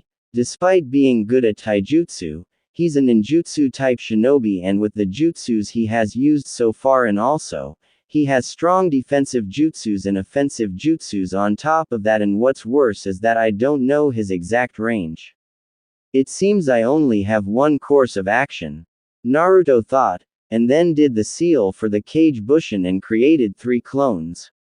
Kage Bushin, huh? Kage Bushin is a Junin-level ninjutsu that has 3 purposes. 1.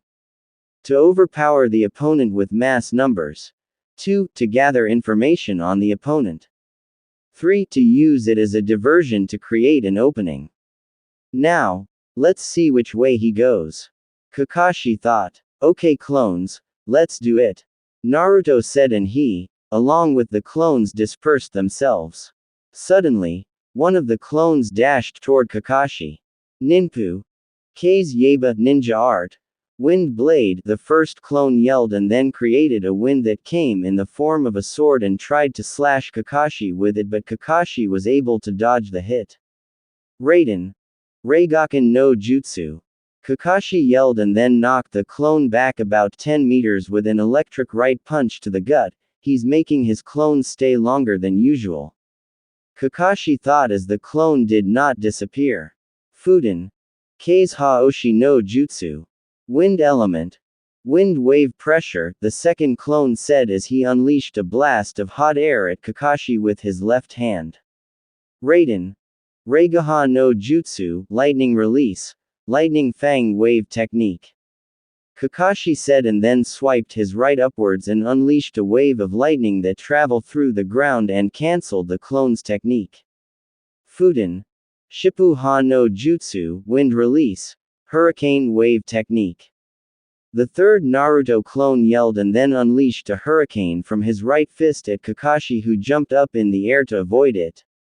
Now I've figured it out. He's a mid-range fighter.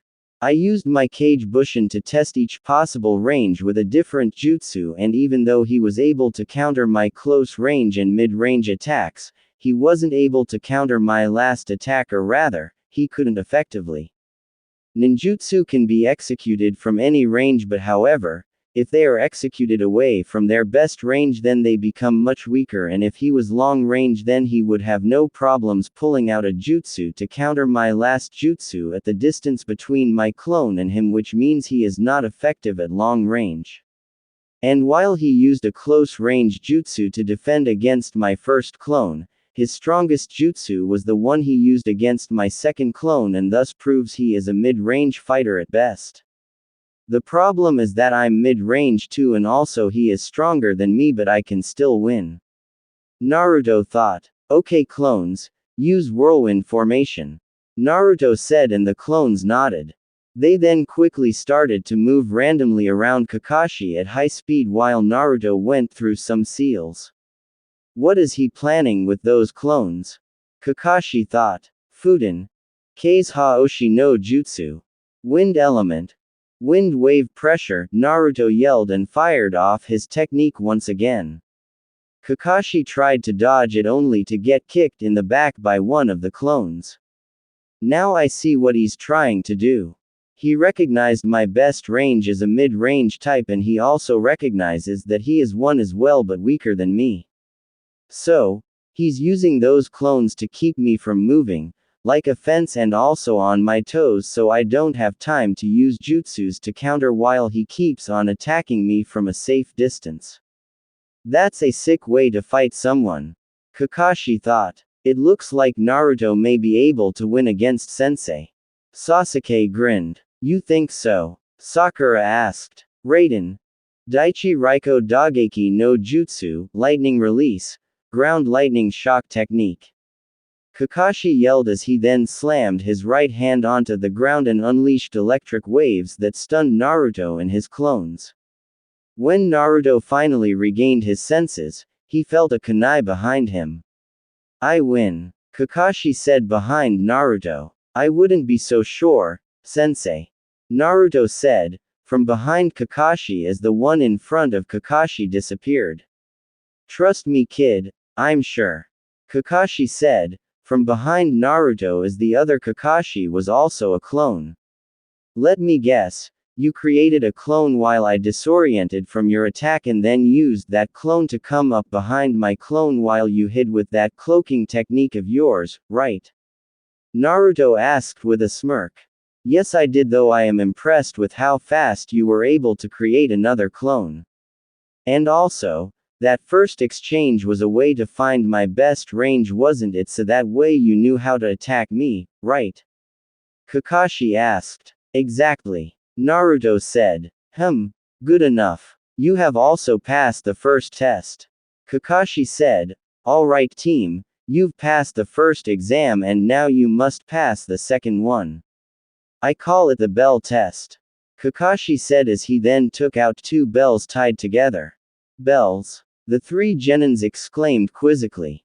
Yep, bells. The objective for this test is to simply get the bells from me and you pass. Kakashi said sternly. But Kakashi-sensei, there's only two bells. Doesn't that mean one of us will not pass? Sakura asked. Of course. There one who did not get the bell will be sent to academy regardless of the fact that you passed the first test, understood? Kakashi said sternly, causing the genins to gulp. Begin. Kakashi says and all three genins hide into the forest. So they've hidden themselves, not bad. Now, if they can see underneath then they will truly be my team. Kakashi thought. Well, in the meantime, let me start reading the masterpiece of all masterpieces. Kakashi said and then pulled an orange book from his pouch. He started to read it and giggle like a little girl. This test is ridiculous. He already knows we can't beat him even after throwing at him everything we could, and yet he wants us to get the bells from us. And not only that, but there are only 2 bells, which means one of us will fail anyway. No, there has to be a point to this test or else he wouldn't have wasted his time with this, but what is it? Naruto whispered as he racked his brain to come up with the answer while observing Kakashi. Damn it, if he only had a bigger brain than I. That's it, Naruto said as he figured it out, and then left his position. It seems Naruto has it figured out. Kakashi mentally noted as heard the genin move within the forest. Naruto continued to move through the trees until he was able to find Sasuke. Sasuke, I need your help, Naruto said to the Uchiha. My help? For what? Sasuke asked, confused that Naruto would need help. Listen, this test is about teamwork, not about individual skills. Naruto said. Teamwork. Sasuke repeated. Yes. Think about it, can we really beat him one-on-one? You saw what happened in the first test, we couldn't even hit him once. So why have us try again for some bells unless he wants for us to try to get the bells as a team? Naruto explained. I see, that makes sense. Alright, I'm in, but we'll need Sakura's help as well. Sasuke said. He still hasn't shown any openings. Sakura thought. Hey, Sakura, Naruto said behind her, startling the girl. Naruto-kun. Sasuke, what are you guys doing here? Shouldn't you be trying to get the bells? Sakura asks. Sakura, listen to me. This test is about teamwork and we need to work together to get the bells. Naruto explains. But there's only 2 bells. Wouldn't one of us go back anyway? Sakura asked. That's not the true purpose of this test. He's only testing us in order to see if we can work as a team. Why do you think we were put in teams of 3? Because that is how it's always been. Naruto explains. Which means that the 2 bells are just a ploy to try and divide us and not make us see the true purpose behind his test. Sakura says, realizing what was going on. Yes, so thus we need to come up with a plan to beat this guy, and that's where you come in. Naruto said to Sakura. You want me to create a plan? Sakura asked. Yes, I do. You're the smartest of us 3 and thus we need your intelligence to come up with a plan. Naruto asked. Alright then, here's the plan. Sakura grinned. Kakashi continued to read his book until he saw Sasuke standing in front of him. It looks like you're ready to try and take the bell from me, right Sasuke? Kakashi said as he puts his book back into the pouch. Sasuke then made some seals and then Fuden. Kase Haoshi no Jutsu. Wind element. Wind wave pressure, Sasuke yelled out and shot a wind blast from his palm. A wind attack? But Sasuke isn't. Kakashi said mentally as he avoided the wind attack, only to find himself bound to the cherry blossom tree once again.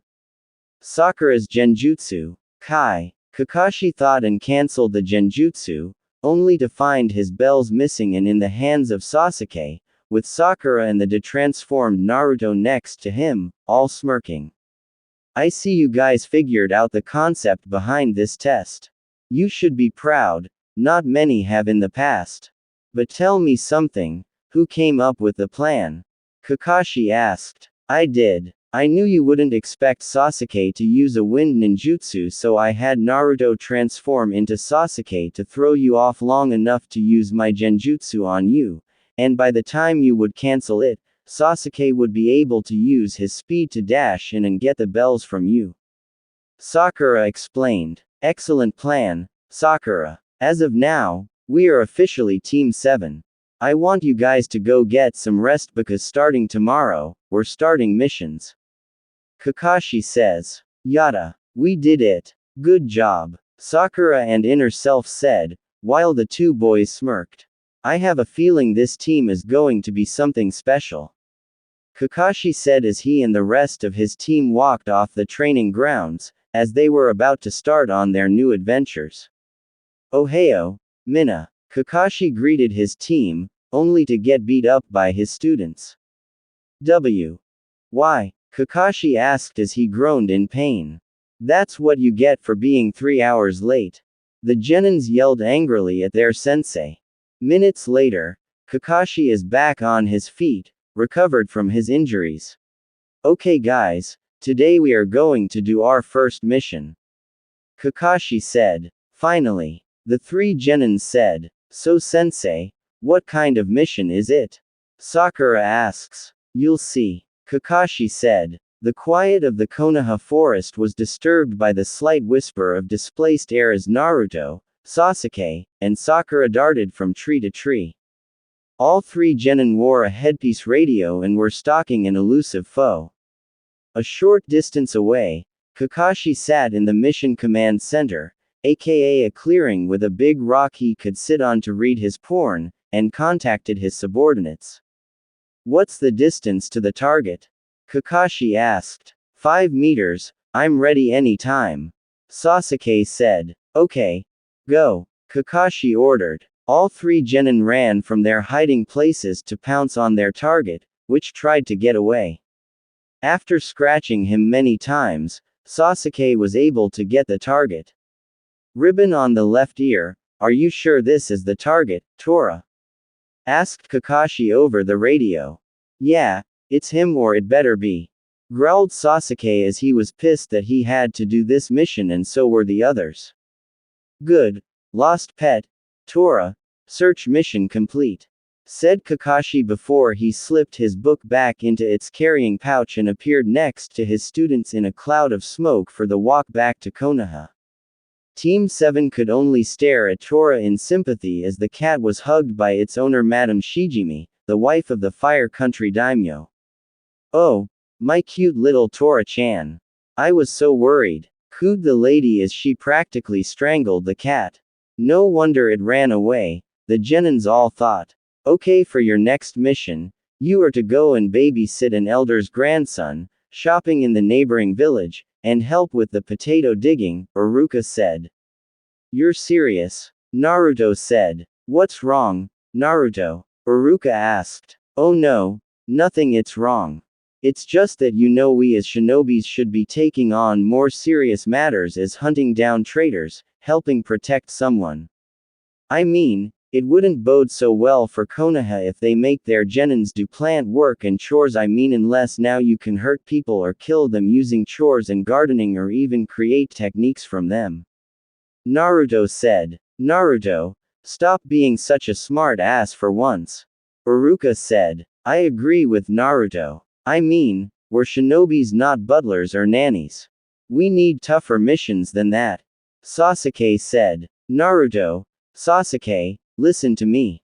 These missions are perfectly designed genins like you, Iruka argued. That's ridiculous. We're shinobis, not servants, and as shinobis, we protect and defend our village and kill our enemies, not doing remedial chores. Naruto barked back. Listen, Naruto. These types of missions are there to instill maturity in genins, and help you learn how to work as a team. Also, these missions are ranked by skill and D-class missions are perfect for genins since you are not experienced as well as chunins or junins, who take higher level missions. The Hokage explained. I understand your reasoning on this and I don't disagree. All I'm saying is that we already proved that we can work flawlessly as a team during Kakashi's bell test and our reports show that our skills are more than enough for taking higher missions. All I'm asking is that you give us another type of mission so we can prove ourselves as shinobis, and babysitting will not prove it, Naruto said, as he was now facing the Hokage face to face with a very serious look. He's right, and to be honest, I never liked the whole system much. It can deter someone's growth with ease and also, they have to learn the true workings of the life of shinobi early so they can advance further, Kakashi said. The Hokage sighed as he realized he was defeated and then started to look at the stack of papers until he pulled one out. Alright, Kakashi, I will give you a chance for your team to prove yourself with this C-rank mission. Hokage said, and Sakura, Sasuke and Naruto all smiled as they now had their chance to prove themselves. It's a protection mission for a certain individual. The Hokage said to the shinobis and then turned his head to the door, you can come in now. He said, and thick-set older man wearing a large backpack with a towel around his neck and a bottle of some alcoholic beverage in his hand enters. Oh great, now we can get to protect an alcoholic. That's the way to help out genins, help them protect them someone who drinks a lot so that way they can become alcoholics as well. Naruto said, this is the protection I'm going to get. Huh, like some brats are going to protect me, especially the short one. The man said, looks who's talking. You're the one who comes here smelling like piss and alcohol. I may be short but at least I don't smell like garbage. And on top of that, you're holding a bottle of sake and drinking it in front of 3 12-year-olds. Hokage-sama, if we're going to protect this man then you might as well put us down as future alcoholics. Naruto said, I'm not an alcoholic, I'm super expert bridge builder Tsunade and will be expecting you to provide me super protection until I get back to my country and complete the bridge. The old man yelled, I swore I heard someone say something. Naruto said as if he did not know who said what. Damn that kid, life isn't fair. Tsunade said as he was crying in the corner. It's alright Tsunade-san, you're not the only one he's done this. Iruka said, comforting the bridge builder. Victim number 512. Damn I'm just too good. Naruto thought as he grinned. He's even worse than sensei. Kakashi thought, alright, team, I expect everyone to be outside the gates by noon and bring all your ninja equipment. Kakashi said before poofing away.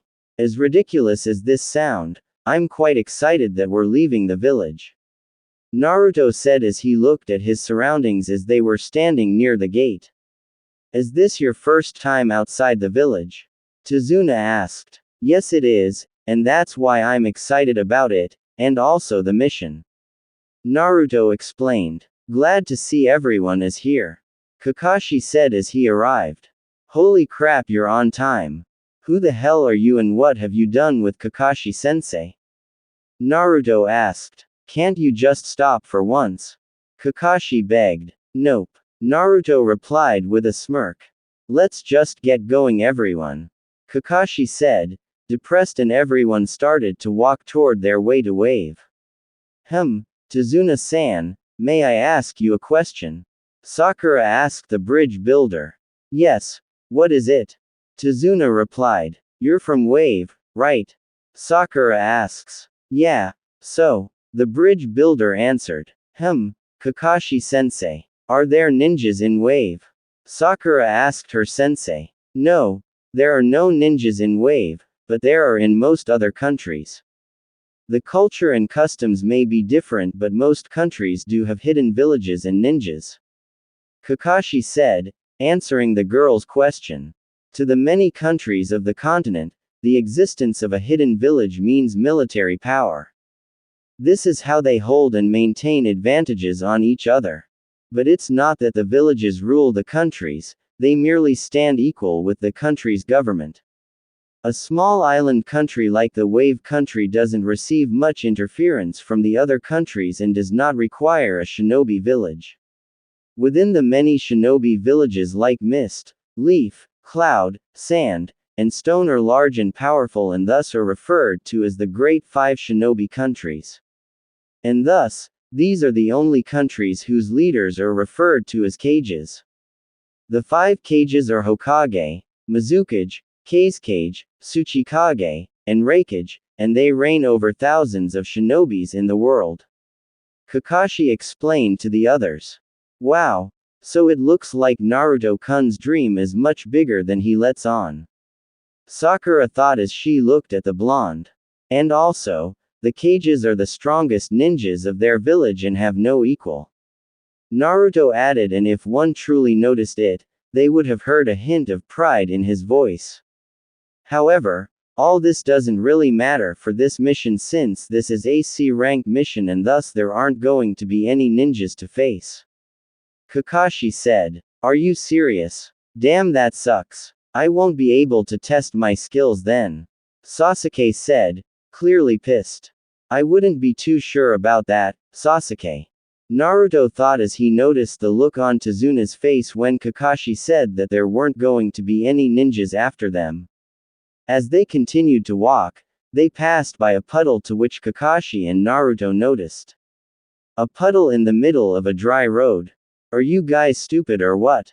Naruto yelled out. You're dead, kid. Two voices yelled. Then, a ninja wearing a breathing mask, dressed in all black with a headband of the Mist Village and a large metal gauntlet on each arm with a chain connecting them both, surfaced from the water, and then another one leapt from a tree, and then they both headed toward Kakashi and ripped him to pieces in an instant with their chains. One down. The bigger one said. Two to go. The smaller said, finishing the other's sentence, and then headed for the Genins and Tsunade when suddenly, they found themselves in a field of flower petals. A genjutsu. The two said as they got cancelled the genjutsu. They try to locate the group when suddenly Sasuke is seen in the air and tosses a kunai at them, pinning their chains to the tree behind them. Sasuke then disappears and reappears slightly above the brothers, and delivers a double Ryu Senpu, hitting the brothers in the face and knocking back to the tree. Both brothers recover and disengage their chains, taking the young boy by surprise, and rush toward him with the intent to kill him when Kakashi suddenly appears and takes them out by clotheslining them. I could have handled it myself, Kakashi-sensei. Sasuke fumed. Yeah, you could, but I couldn't let you guys have all the fun. By the way, Sakura, nice job with the genjutsu. Kakashi said, praising the blonde. Thank you, sensei. Sakura grinned. So you were able to read our movements and hence why you guys planned to fool us. How? The two ninjas asked. Simple. It was the puddle. Like Naruto yelled out, it hasn't rained for many days, yet why is there a puddle in the middle of the road? That led to us figuring out that we were going to be ambushed. Naruto noticed it as well and quickly communicated with his teammate to make a plan and then used that smart mouth of his to provoke you guys off into attacking us.